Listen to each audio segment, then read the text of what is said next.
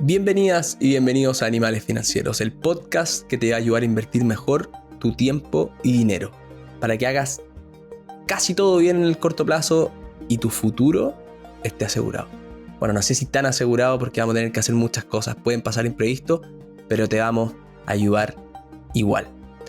Hoy vamos a tener un tremendo capítulo con una persona que invierte en dividendos y vamos a descubrir por qué esa fue su estrategia de vida para lograr de cierta manera la tranquilidad financiera que vimos hace unos capítulos con nuestro gran mentor Fernando Gómez. Si no lo escuchaste, no te los pierdas, están buenísimos. Pero antes de partir, tenemos que darle las gracias a nuestros auspiciadores. En primer lugar, vamos a partir con MBI, Corredores de Bolsa. Nos están apoyando desde hace algunas semanas. Esta gran casa que ayuda a los que quieren invertir en acciones de dividenderas, como lo que vamos a hablar hoy día, en fondos buscando beneficios tributarios y en algunas otras alternativas, porque también dan acceso a mercados internacionales para invertir en ETFs y algunas otras cosas más. Una casa con muchísimos años de experiencia, de las más reconocidas del mercado, y que estamos muy contentos que nos apoyen. Así que si los quieres conocer, ingresa a mbi.cl, opera tranquilo con ellos, que incluso te podrán dar una asesoría personalizada. Y lo que no es personalizado, pero sí te va a ayudar, clases, aprendizaje, clase online, clase a tu pinta, clase a tu modo, en la Universidad Autónoma, con estas carreras online para que puedas aprender de la forma en que a ti más te acomode. También puedes usar herramientas de financiamiento como el CAE, porque lo más importante es seguir aprendiendo para después seguir generando y encontrar algún tipo de tranquilidad. Vamos a conversar hoy día de eso, pero si quieres aprender un poco más, aprender, admisión.ubautónoma.cl. Ahora sí, nos vamos. Animales. Pero antes de la entrevista, ¿qué te pareció? Porque Yo no estuve. tú no estuviste, tuvimos que alinearnos post entrevista y no hemos ni dicho con quién vamos a conversar. Hoy día tenemos una entrevistaza con Álvaro López del canal Baratia en YouTube, más de a esta altura 115.000 suscriptores, que llegamos de una forma divertida. Igual en el evento de Rankia, uno de nuestros animales de la manada, saludos ahí a Paulo, dijo: oye, ustedes tienen que hacer algo con Álvaro. Y yo como, feliz, por favor. Y me dijo, ya, yo los pongo en contacto, no sé qué, y nos mandó el contacto, le escribí a Álvaro. Me impresionó lo amable que es. A veces uno piensa que la gente como que le está yendo bien, que tiene sus seguidores y todo puede ser como orgullosa o engreída o algo. Al revés, lo que más me impresionó de Álvaro es lo gentil que ha sido. La conversación, se van a dar cuenta que nos quiere enseñar, quiere acompañarnos también, tal como nosotros los acompañamos a ustedes. Álvaro es ingeniero agrónomo, pero lleva siendo profe de finanzas, o fue profe, por muchos años. En el camino invirtió en el mundo inmobiliario, descubrió el mundo de las acciones, especialmente las acciones dividenderas, que es lo que principalmente hoy día habla en su canal. Nos cuenta también cómo ha crecido el canal, cómo está creciendo a nivel internacional, llegando a España, que hoy día lo tiene en un mundo de tranquilidad financiera enorme y al punto de la independencia financiera, donde sus ingresos pasivos le permiten tener el estilo de vida que él quiere tener, viviendo en Frutillar, comiendo Kuchen. ¿Qué te pareció a ti la entrevista, Francisco? Yo tuve la primicia, lo escuché antes de que este capítulo saliera y está buenísimo. No pude estar porque ese día íbamos a grabar 2 capítulos y en el que estaba haciendo yo me atrasé. Así que, Álvaro, perdón, tenía muchas ganas de estar, pero escuché con mucha atención y mm, creo que ya transmite tranquilidad. Y creo que eso se asocia mucho a que él descubrió cómo es él y cómo armar una estrategia de inversión acorde a lo que él quiere. Y ahí el gran punto es que no hay recetas únicas, ni mágicas, ni para tener éxito, ni para hacerse rico rápido, como él bien dice en alguna parte del capítulo, pero sí hay grandes frameworks, por decirlo así, en donde generar, ahorrar, mejorar permanentemente, generar buenos círculos de relaciones, diversificar y armar una estrategia en base a lo que tú quieres hacer de tu vida es la clave. Y Álvaro lo descubrió, está implementando, ve muchas horas de Netflix que le encanta gracias a eso y al menos se ve súper feliz, así que creo que me quedo tranquilo, Pablito, con todos los capítulos que hemos hecho, que nosotros traemos información, la estudiamos, la desarrollamos, la ponemos al frente de toda nuestra comunidad animal para que cada uno después descubra cómo lo quiere hacer.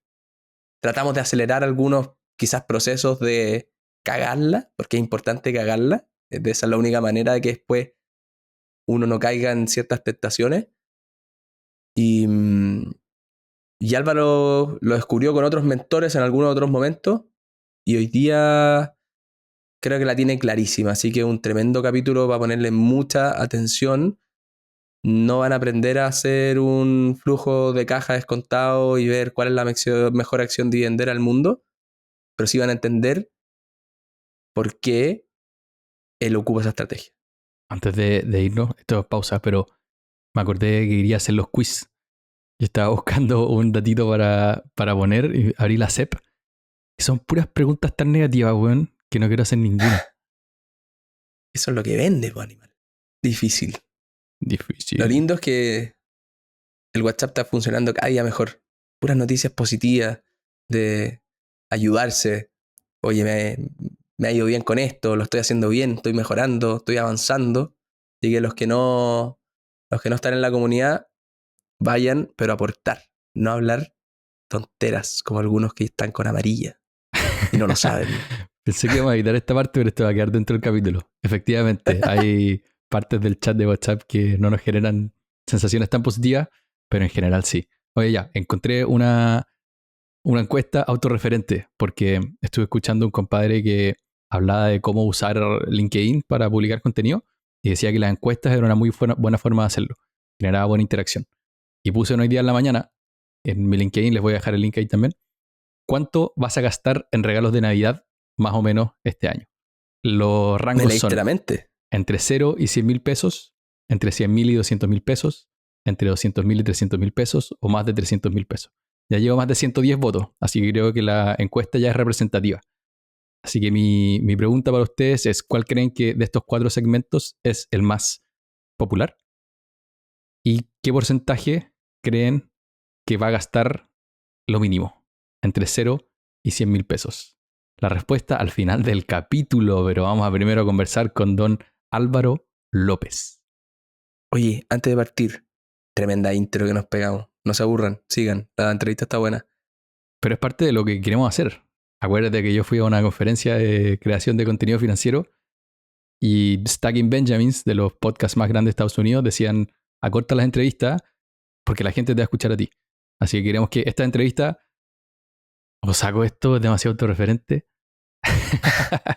No, pero la verdad queremos ser parte de esta entrevista también, que ustedes se sientan que toda la semana vienen a compartir con nosotros, que después se pasan al WhatsApp a mandarnos sus comentarios, porque es una comunidad, entonces es raro como hacer un capítulo en el que el 90% del tiempo sea algo externo a nosotros. Entonces hace sentido que las intros sean un poco más largas, vamos a cortar un poco en general las entrevistas para que sea una compañía de ustedes. Y también si quieren, nos siguen diciendo que tenemos que traer, porque se vienen unos buenos invitados a futuro, creo que también nos puede ayudar.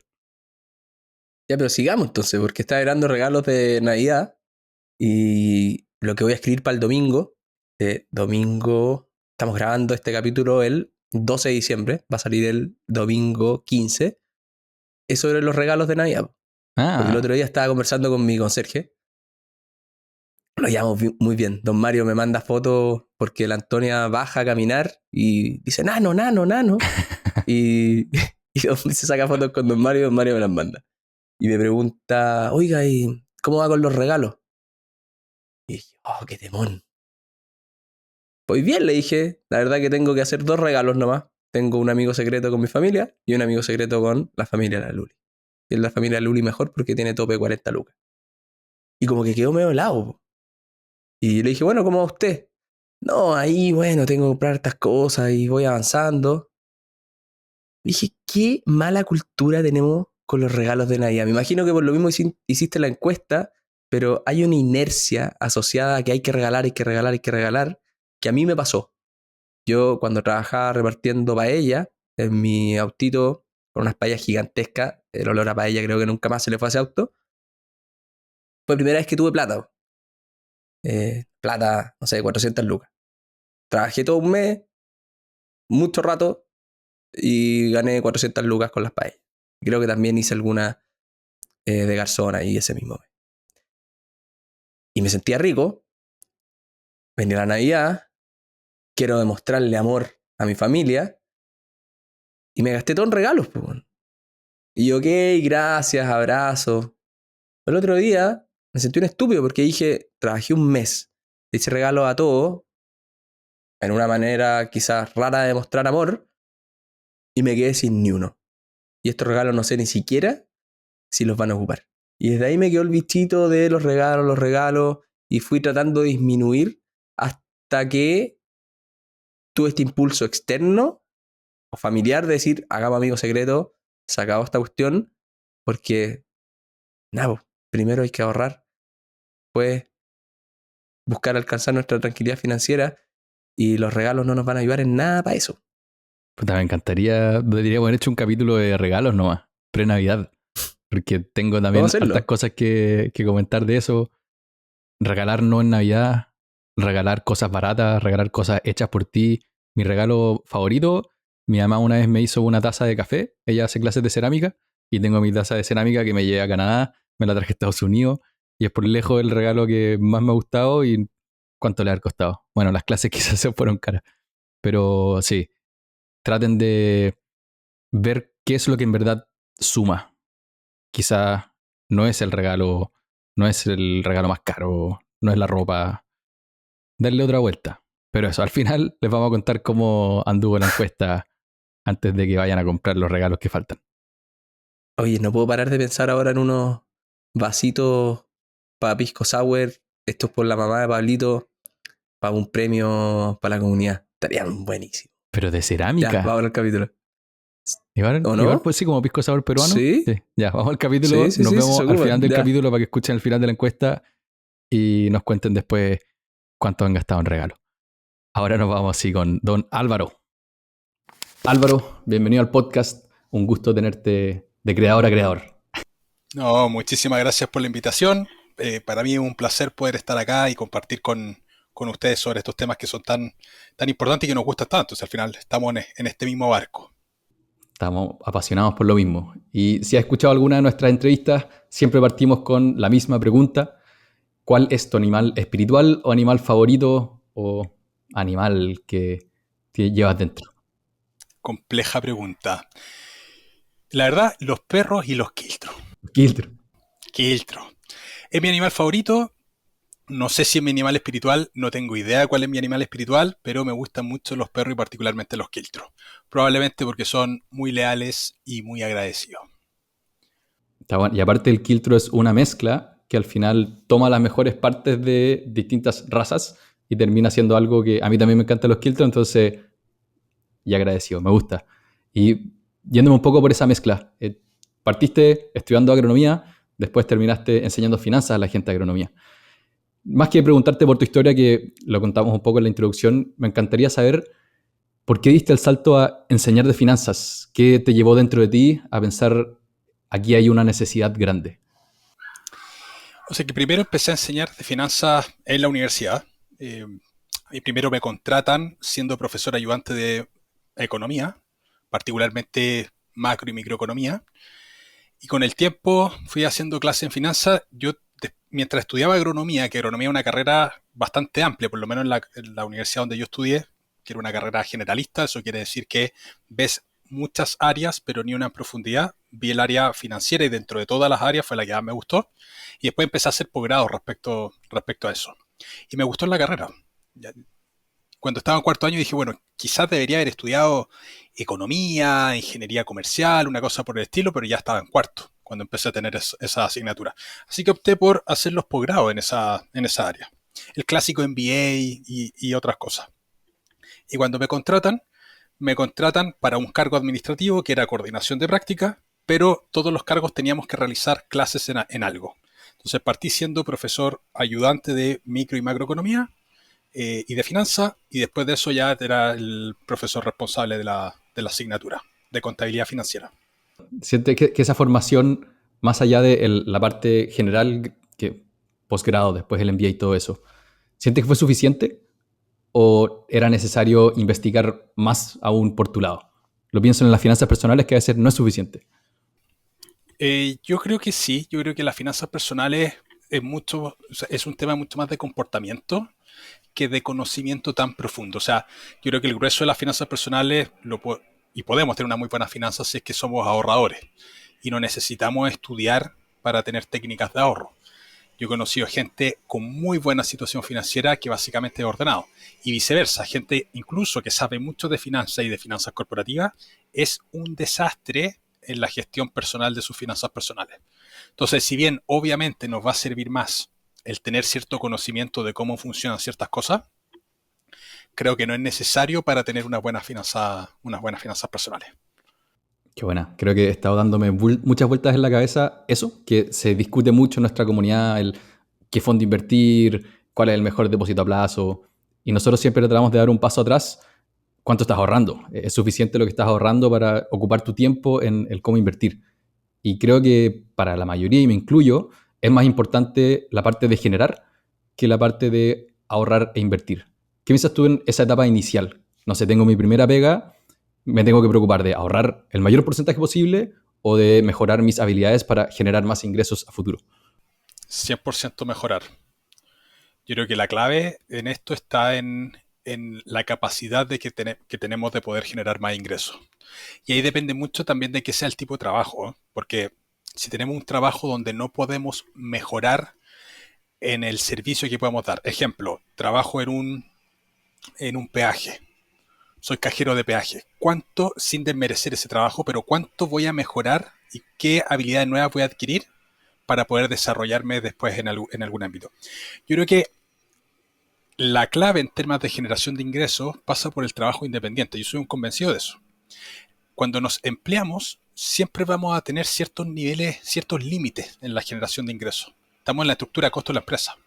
Por ejemplo, tener un ingreso de 5 millones de pesos al mes en Chile siendo empleado es muy alto. Hay muy poquita gente que tiene ese nivel de ingreso. La media está mucho más abajo. Ni hablar de la media general. Aquí estoy hablando de la media profesional. La media profesional podría estar, no tengo idea del dato, pero me aventuraría a decir que podría estar en un rango voy a dar un rango amplio, pero entre 800.000 y 1.800.000.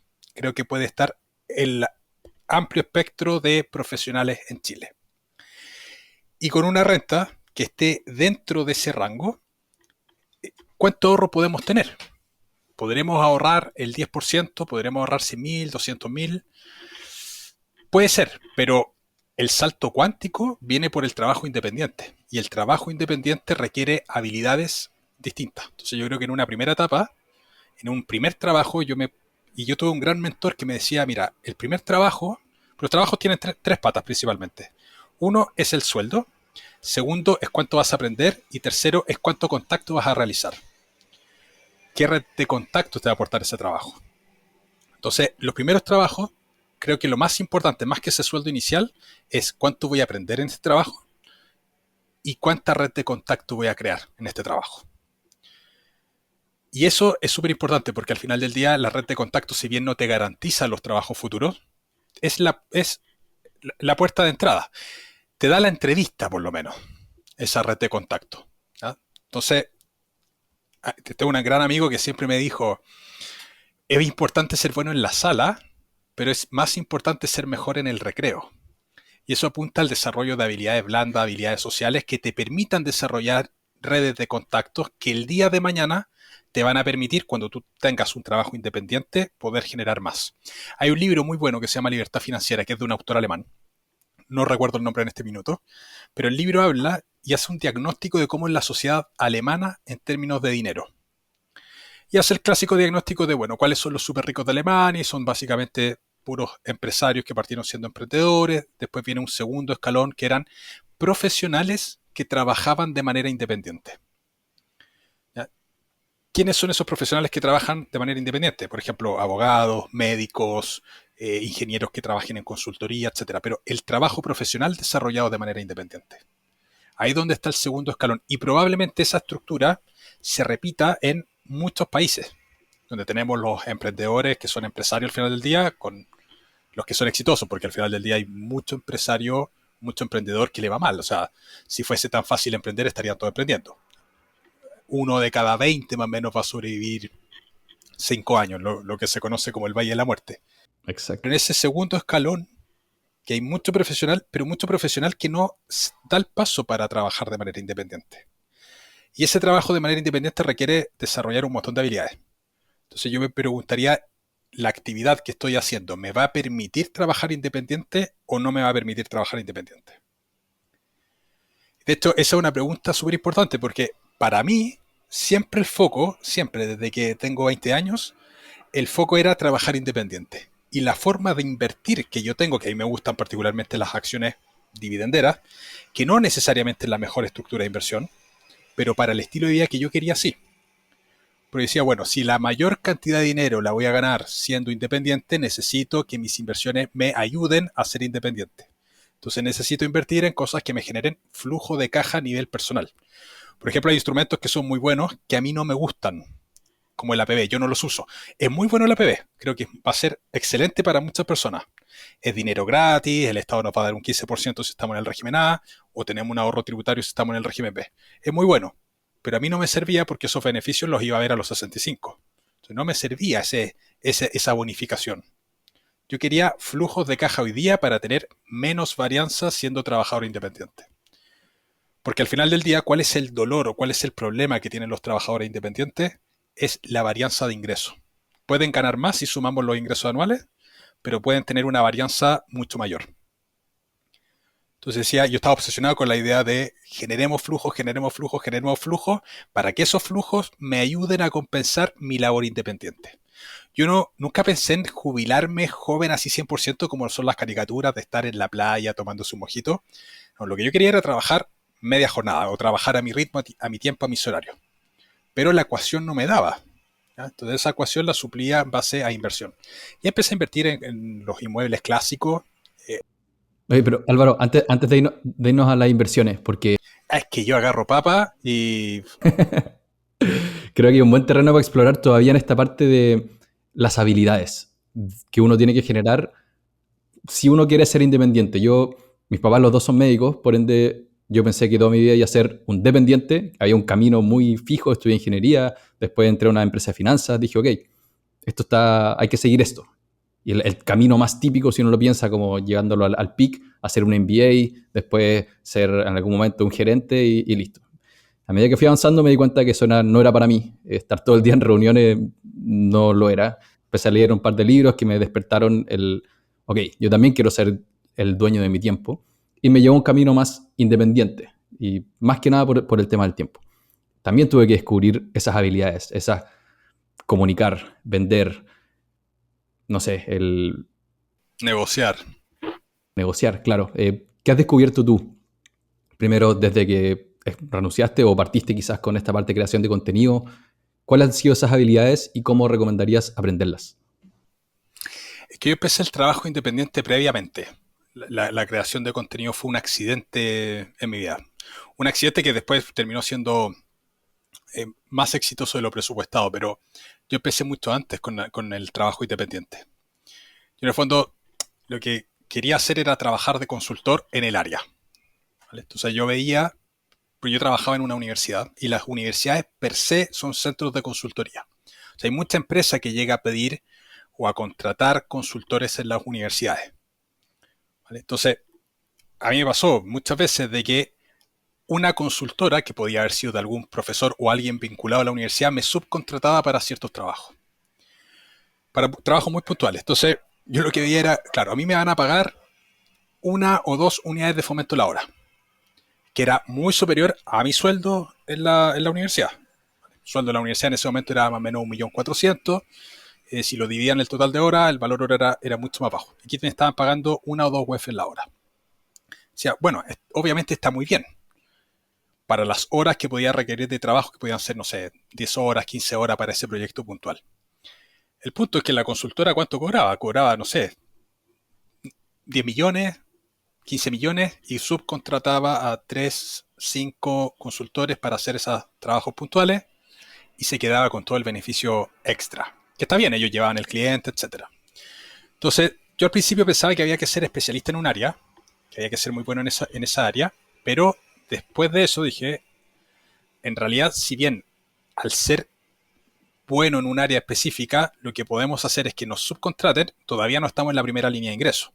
Tenemos necesariamente que salir a explorar nosotros esa parte. Y más que habilidades de venta y todo el cuento, yo te diría que la parte de creación de redes de contacto. La red de contacto es muy importante y la red de contacto no se aprende, está dentro de la manera de ser solamente. Es el ejemplo de ser bueno en la sala, pero mejor en el recreo. Porque, bueno, uno de mis trabajos en la universidad fue coordinar prácticas, después estuve coordinando otras cosas, pero en la coordinación de práctica a mí me tocaba contactar a muchos empresarios para poder llevar alumnos practicantes, etcétera. No muchos, pero algunos de esos empresarios después terminaron siendo clientes míos en efectos de consultoría. Entonces, yo creo que al final está la parte de uno responsabilidad en las cosas que uno va haciendo. El ser responsable es súper importante. El cumplir con las cosas que uno dice, el ofrecer cosas que tengan valor para la otra persona, que a veces son problemas sencillos. En la agricultura, uno de los grandes problemas, más allá de la parte productiva, es la parte financiera. Que hay poca gestión financiera o hay errores en la gestión financiera, no en las empresas agrícolas grandes, sino que en las intermedias. Hay mucho desconocimiento de cómo funcionan ciertas cosas. Entonces, ayudarlo en esa parte fue, que para mí era relativamente fácil por la formación, fue algo que a mí me fue aportando mucho valor. Y después de eso, el ir tomando otras áreas, porque lo que me pasó varias veces era que me contrataba para una consultoría en particular, pero después me preguntaban si tenía contactos para resolver otros problemas que yo no tenía idea cómo resolver, ¿ya? Por ejemplo, problemas de riego. Yo soy agrónomo, el riego es pura matemática y pura física, pero para mí el riego es prender la manguera, o sea, yo soy muy malo en esa parte, pero tenía una muy buena red de contactos de especialistas en riego. Entonces, yo al final terminaba haciendo el match entre tengo el cliente y tengo los consultores especialistas que les pago muy bien, pero yo quedo con que estoy en el eje, soy el vértice que uno las dos puntas al final del día. Habilidades de coordinación, para este trabajo se requiere habilidades de coordinación, pero yo te diría que principalmente son las habilidades blandas. Con lo último que dijiste de habilidades de coordinación, hay un libro muy bueno que se llama el E-Myth Revisited, o el mito del emprendedor revisitado, que habla de que cuando uno quiere ser independiente, uno parte que le gusta mucho un aspecto técnico. Pensemos en un programador, le encanta programar. Se da cuenta de que la empresa que lo contrata se queda con un delta de lo que le paga, por ende puede acceder a mayores ingresos. Pero a la hora de empezar a trabajar como independiente se da cuenta que tiene que hacer todas estas otras cosas. Tiene que agendar, tiene que ir a estos eventos para generar contacto, después le piden otro servicio, entonces tiene que hacer esta subcontratación. Entonces el hecho de emprender, y lo que dice un poco el libro, es que uno tiene que estar dispuesto a salir o dejar de hacer un poco lo que a uno le encanta y armar los sistemas y procesos para que esto sea un negocio, porque no es lo mismo. ¿Qué piensas un poco de esa parte quizás más escondida del emprendimiento o de la independencia? Sí, es 100% cierto lo que plantea el libro. Hay un montón de áreas que hay que resolver. Pero esa parte yo la fui resolviendo con el tiempo, porque yo empecé a emprender estando en el trabajo. O sea, no fue renuncio al trabajo para emprender. No, yo, mientras estaba en el trabajo, quería emprender en servicio, iba desarrollando y aprendiendo la estructura. Lo que pensaba hace 5 años atrás de cómo tenía que manejarse era muy distinto de lo que pienso hoy día. Uno va aprendiendo en las propias actividades que va desarrollando y conversando con personas, etcétera. Vas aprendiendo en ese proceso. Entonces, lo que yo hacía era simplemente invertir en cosas que me generasen flujo. En paralelo iba desarrollando el emprendimiento que casi no tenía requerimiento económico, ya, porque era venta de conocimiento. Entonces, me tomó un tiempo, o sea, tiempo largo. El año 2023 yo renuncio al trabajo, en julio del 2023. Renuncié en enero para irme en julio. Ya hice con meses para tener una salida fácil y todo el cuento. Pero cuando tomé la decisión de renunciar, yo ya tenía lianas amarradas, por decirlo de alguna manera. Ya tenía algunos clientes, ya tenía flujos por una parte que me daban un buen sostén por la inversión y en paralelo ya tenía clientes. Entonces, sabía que no iba a haber no pasaba de ganar X a ganar cero, como le pasa a muchos emprendedores que están en un trabajo, se aburren, renuncio, voy a emprender y se dan cuenta ahí que tienen que partir y descubrir toda esta parte. Todo eso haciendo en el trabajo. También estoy hablando con amigos que están pensando en saltar a la independencia. Quizás les falta esa red para poder vender sus primeros servicios, tienen el conocimiento técnico. Hablemos un poco de los flujos que te dan esa seguridad. Pienso que por un lado puede ser un gran colchón de emergencia que te dé un año de gastos o bajar tus gastos a que gastes prácticamente cero. Típico que se habla también la inversión inmobiliaria, que te puede dar un ingreso por renta. Y lo que tú hablas harto también en tu canal, que es la inversión por dividendos. ¿Cómo has ido pensando eso? También dijiste en un principio que quizás no es la forma más eficiente, pero ¿cómo has ido pensando esa generación de flujos ahora y a lo largo del tiempo? Yo empecé a hacer inversiones en el 2020 y acciones de empresas el 2000, perdón, no el 2020, el 2002. ¿Ya? Estoy hablando pura lecera, esta parte hay que cortarla. A los 20 años, se me confunden los números, a los 20 años, a los 22 años en acciones de empresa. ¿Ya? 20 depósitos a plazo, 22 años acciones de empresa. Eso fue la primera acción, la compré el 2007. Todavía yo en ese momento no tenía claro lo que era la inversión por dividendo, no tenía una estrategia clara. Era simplemente sé que tengo que capitalizar. Mi papá me decía siempre desde chico y en los primeros trabajos es súper importante capitalizar. Mi papá no entendía el concepto, no sabía explicar el interés compuesto, pero lo entendía la sustancia de que al final si tenemos capitalización desde joven, eso va a ir creciendo con el tiempo. Yo cuando empecé a hacer inversiones no estaba pensando en el flujo per se, mirando una estrategia pura de flujo. Sabía que tenía que capitalizar y comprar activos. ¿Y cuáles eran los activos que podíamos comprar el 2007 en Chile? Podíamos comprar acciones en Chile. Si teníamos $40,000, podríamos comprar acciones en Estados Unidos. Menos de eso era imposible.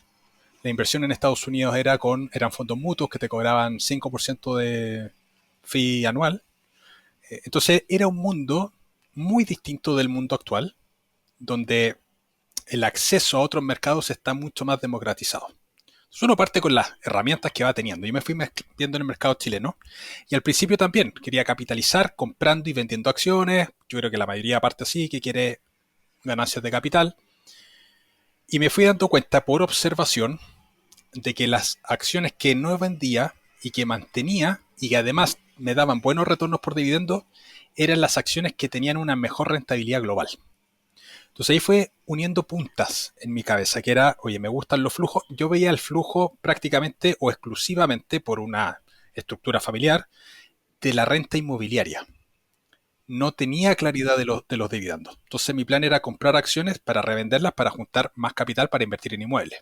De a poco, en la medida que iba observando y además que conocía los problemas de la inversión inmobiliaria, porque mis papás tenían algunos inmuebles, veía los temas de los arrendatarios, etcétera, que de repente se iban, que había una serie de problemas. La inversión inmobiliaria tiene muchas ventajas, pero también tiene algunos problemas. Y yo decía, si quiero trabajar independiente, estos problemas que tiene la inversión inmobiliaria parece que no son los que me gustan, o no son los que hacen match con un estilo de vida más independiente. Si tengo un crédito hipotecario, estoy independiente y se me va el arrendatario, es un desastre. Sobre todo si estoy apretado de plata. Entonces, de a poco me fui decantando por las acciones de empresa. Ya estoy hablando del año 2013, 2014, 2015 por ahí. Sí quería tener inmuebles, de hecho ese fue el periodo en el que estuve comprando inmuebles porque además las condiciones crediticias en Chile eran muy bajas. Eran muy bajas las tasas. Y con el tiempo, yo diría el año 2018, 2019, llega a mi poder un libro que se llama Cómo vivir de las rentas, de un español que se llama Josan Jarque. Leo el libro y era una persona que a los 43 años se jubiló casi exclusivamente por inversión en acciones que pagaban dividendos. Y decía, pero esto era lo que yo estoy pensando, es exactamente lo que yo he vivido y creo y estoy experimentando. Y ahí empecé a averiguar mucho más de dividendos, etcétera.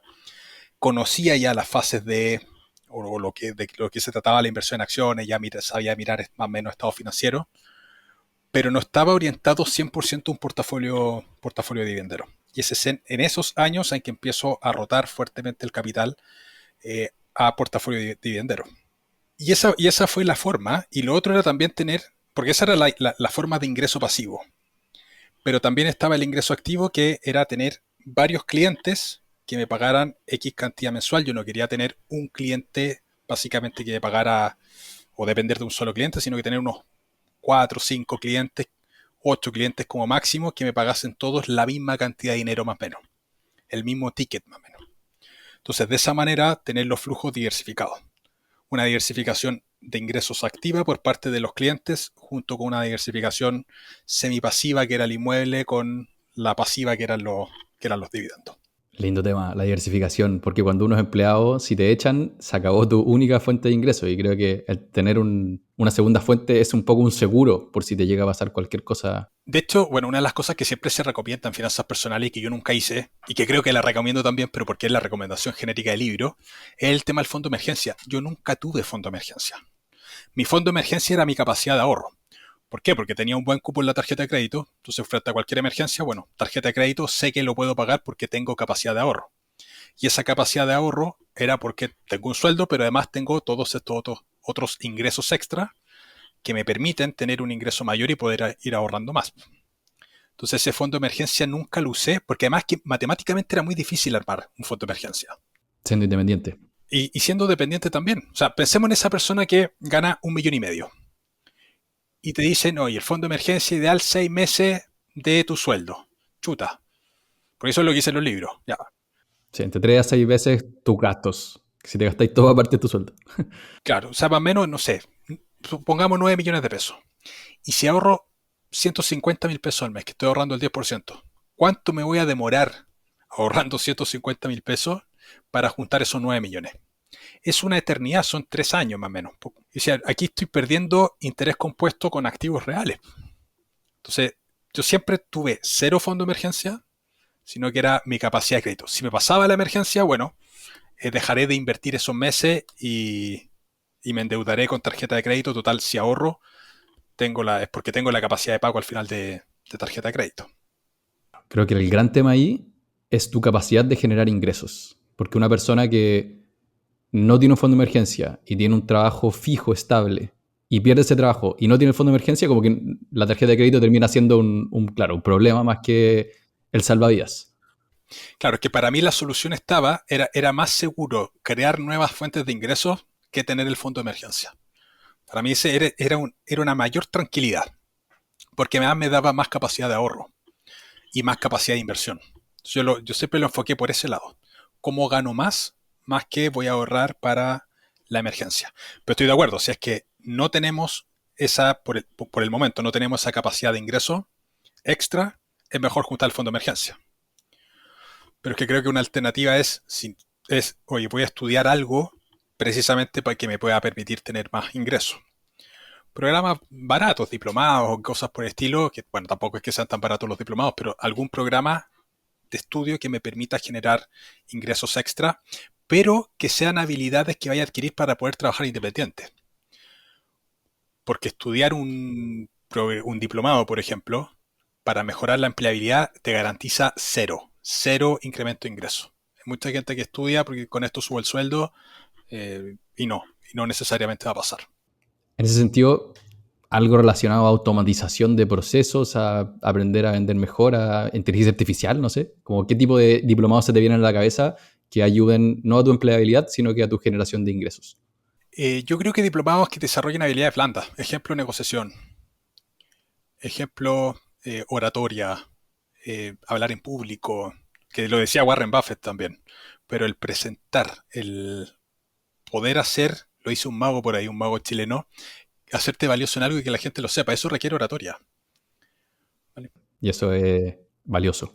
Sí, yo diría negociación, que es súper importante. Negociación, hoy día está muy de moda la marca personal, yo creo que el establecer marcas personales hoy día es fundamental con las redes sociales. Está buena, me encantó, no me lo esperaba.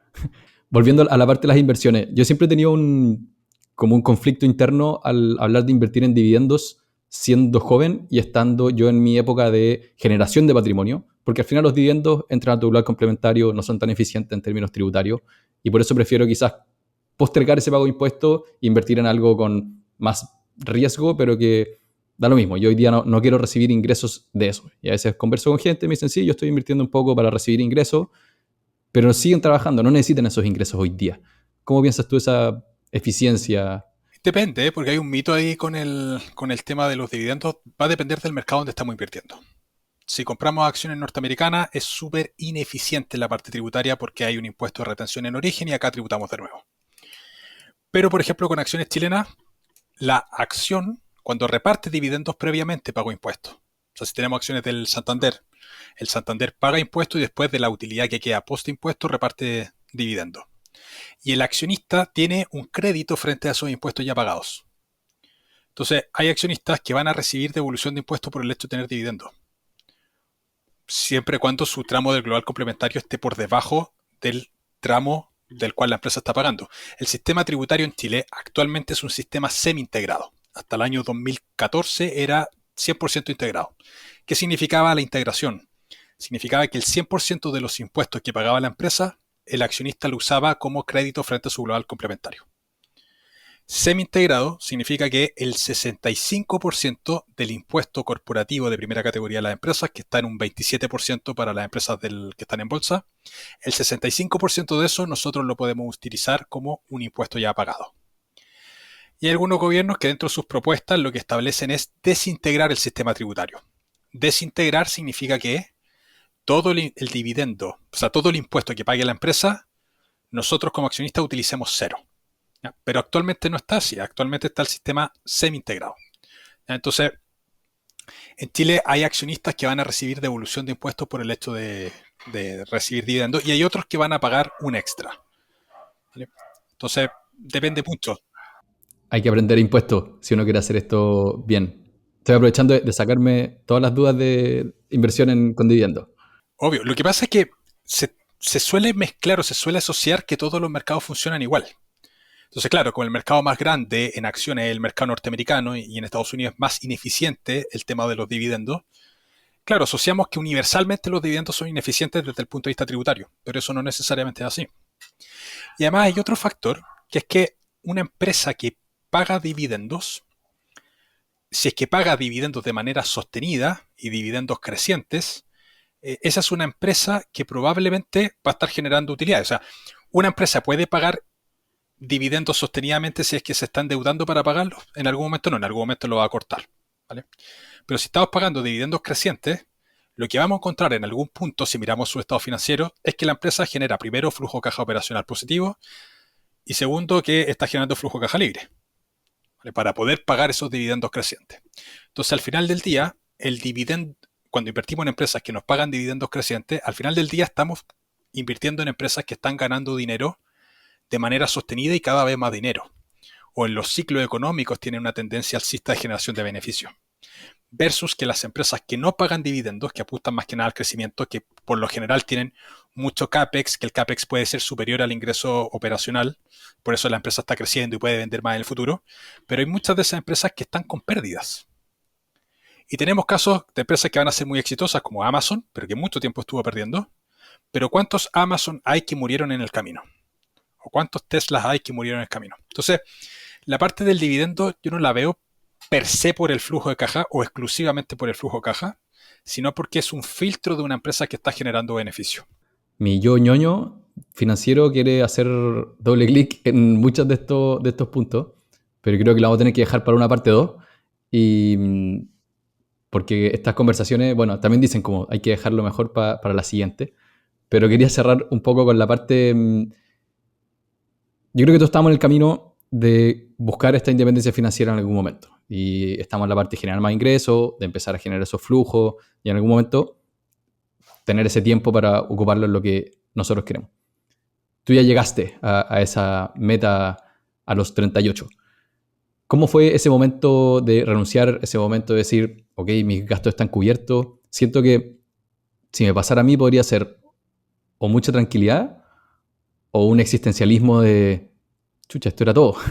¿Qué más me depara la vida? ¿Qué voy a hacer ahora? ¿Qué proyectos voy a hacer? ¿Cómo lo has vivido tú? Es que cuando yo renuncié yo tenía una base de renta pasiva que era superior a mi sueldo. O sea, ese fue el momento en el cual dije, aquí ya vale la pena renunciar. Mis costos básicos de vida se cumplían con eso y después venían los ingresos que tenía, que eran, que yo siempre miré el emprendimiento como no me pienso esclavizar en mi emprendimiento, entonces todas las cosas que diseñe, primero me tienen que dar libertad geográfica, o sea, si el día de mañana me quiero ir a vivir a Portugal, puedo seguir con las mismas cosas que estoy haciendo. Y segundo, que los ingresos fuesen diversificados por si había algún cliente que se iba y además que no me tomase tanto tiempo. Entonces, el momento de renuncia fue, tengo el suficiente ingreso pasivo, que por lo demás, o sea, 38 años es joven, pero es que yo empecé por lo general 10 años antes. O sea, muchas personas empiezan a invertir como cerca de los 30 años. Yo empecé a los 20, 22 y además yo estando en la universidad ganaba dinero. Entonces también tenía una base de poder ahorrar un poco más estando en la universidad, cosa que el interés compuesto al final tiene una velocidad mayor en ese sentido. ¿Ya? Pero cuando yo renuncio era básicamente porque tenía clientes y eso fue previo, o sea, toda esta construcción fue independiente de lo que fue el canal de YouTube, quizás lo aceleró un par de años porque YouTube también generaba ingresos. Hay un banco que es cliente mío, que lo ayudo a diseñar planes de educación financiera para los distintos usuarios que tiene el banco. Trabajo con instituciones como Cercotec, donde todas las actividades son una actividad cada 3 semanas de 2 horas. ¿Vale? Y tengo contratos así. Entonces, tengo una buena base de ingresos, voy a llamar, de poca exigencia en tiempo, de muy poca exigencia en tiempo, y bastante diversificada, que me permitía renunciar. Incluso yo soy absolutamente independiente de lo que pasa en YouTube. Mañana me aburro de YouTube, lo cierro y chao, y puedo seguir exactamente con el mismo canon, porque la base está en que la renta pasiva financie el costo básico de vida y todos los ingresos laborales, abro comillas laborales, financien ese lujo, ¿vale? Ese lujo entre comillas que es salir a comer, vacaciones y cosas por el estilo. Yo sí le diría laboral. Yo creo que estamos transformando un poco la concepción de trabajo, porque no tiene por qué ser un trabajo dependiente por una empresa, sino que entregarle valor a alguien y que te entregue plata de vuelta. Claro, lo que pasa es que también lo veo, también hago muchas cosas gratuitas en la parte laboral y todo entra en el mismo mix de cosas que estoy haciendo, cómo estoy usando el tiempo. Yo por lo general 2, 3 horas máximo al día. Por ejemplo, el grabar este capítulo es parte de mi día laboral, que no es laboral, ¿vale? Yo lo disfruto mucho, o sea, por mí estemos toda la tarde conversando. Sé que tiene una duración, etcétera, pero yo agarro papa y estoy hasta mañana hablando de esto, ¿vale? Pero entran en esas cosas. Entonces,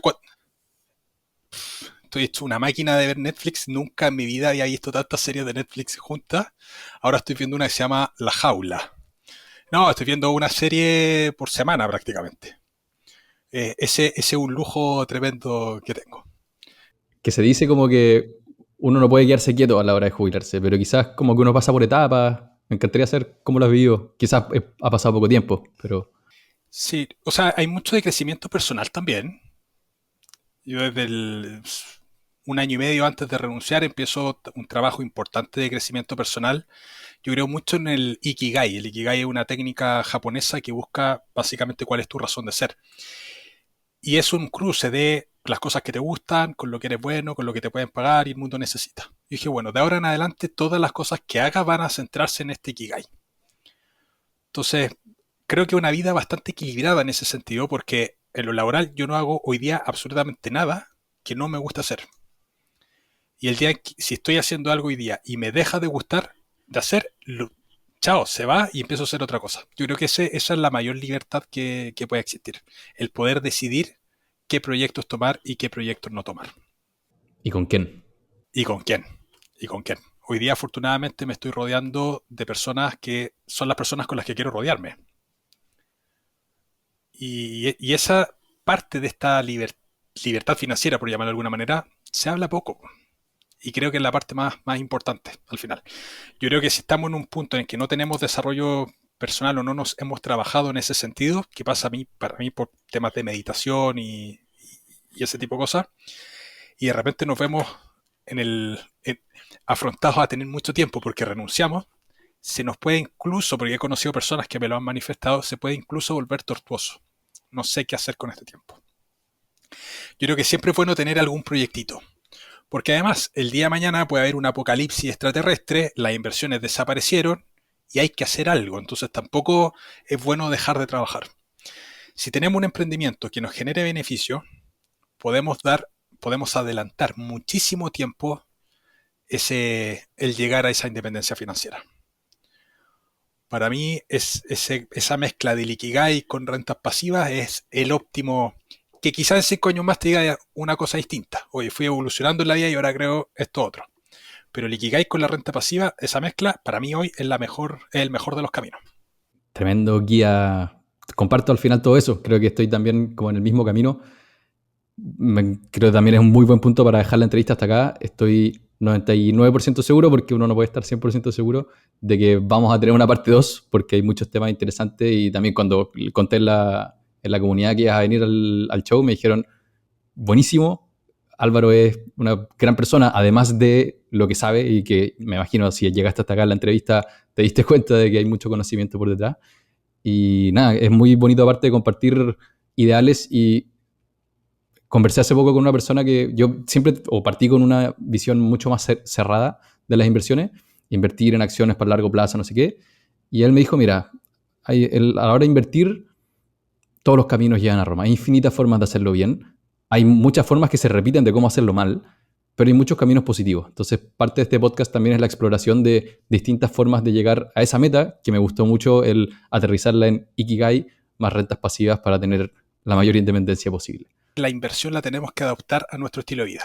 Muchas veces andamos buscando cuál es la mejor inversión, cuál es el mejor depósito a plazo, la mejor acción, la que se va a multiplicar por 50.000. Ojalá todos supiésemos cuál es la próxima acción que se va a multiplicar por 50.000, pero yo creo que al final la inversión tenemos que adaptarla a cómo queremos vivir.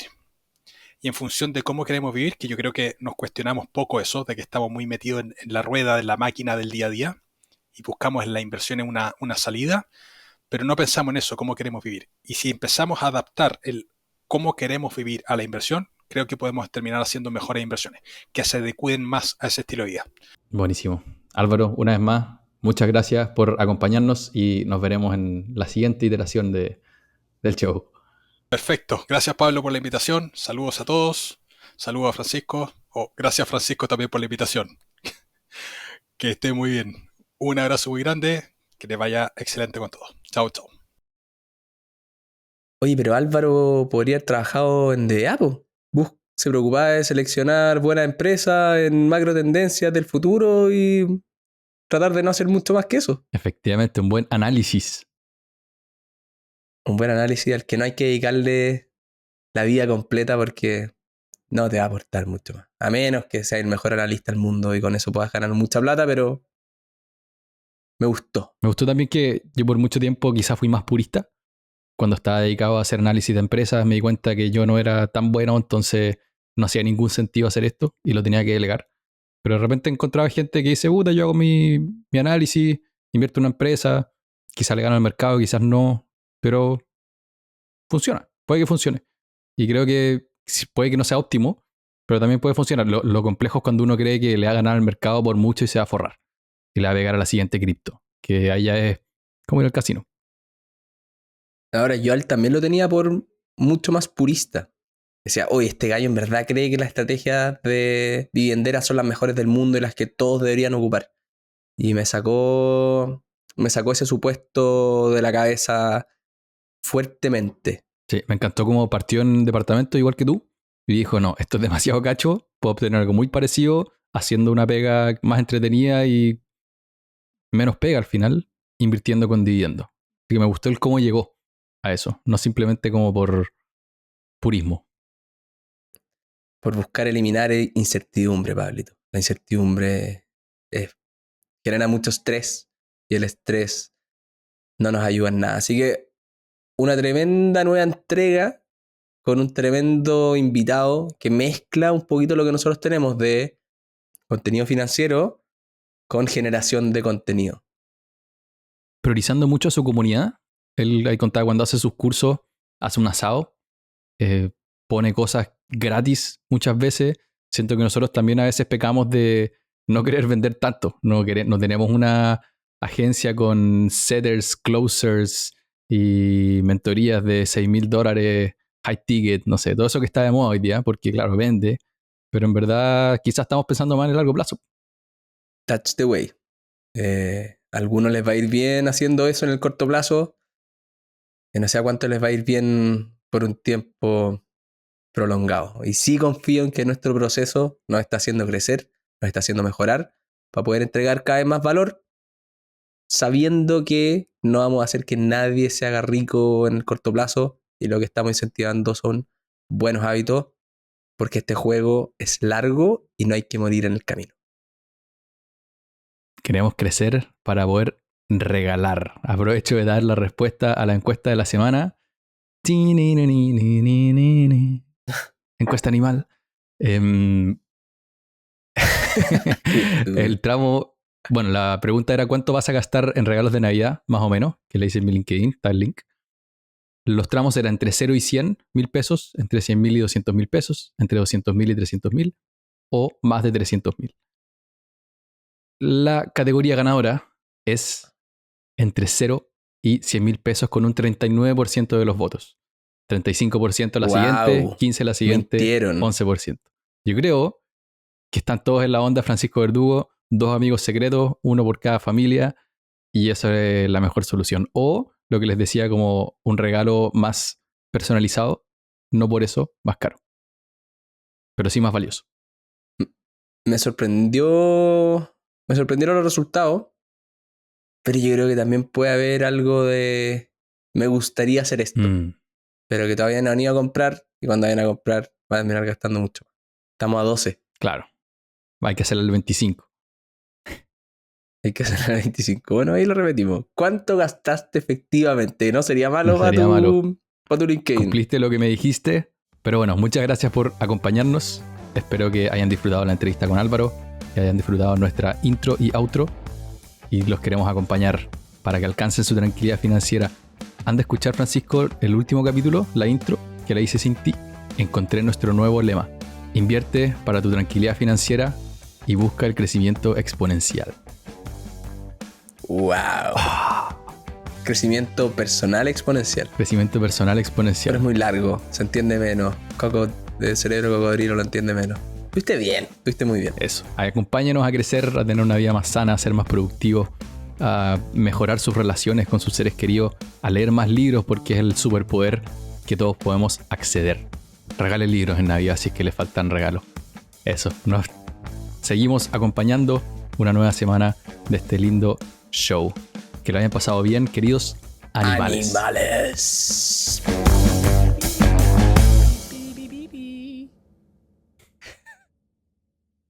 Te mandé tu whoop de regalo.